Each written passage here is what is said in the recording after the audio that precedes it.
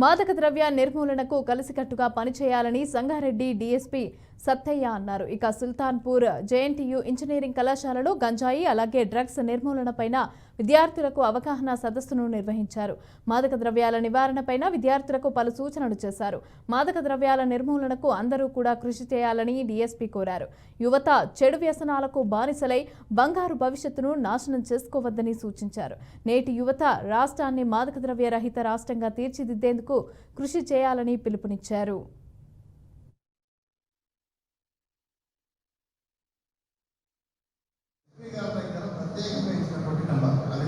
జిల్లా స్థాయిలో toll free number రావాలి.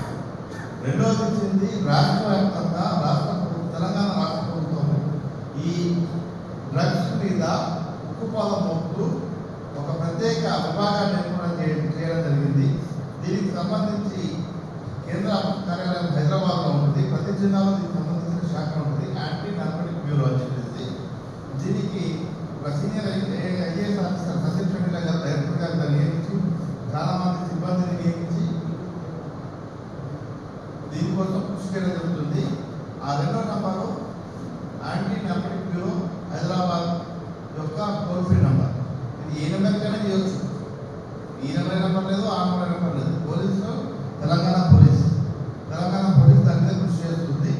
ఇప్పుడు మీకు గుర్తుంచుకోండి, గతంలో నేరాలు కూడా మారిపోతుంది. సాంప్రదాయ నేరాలకు తోడుగా ఇవన్నీ హైటెక్ నేరాలు వస్తుంది.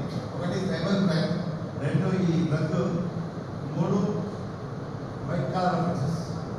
ఇవే ఎక్కువైపోయినాయి. గతంలో ఏముంటుండే దొంగతనాలు ఉంటుండే, దాంట్లో మీరు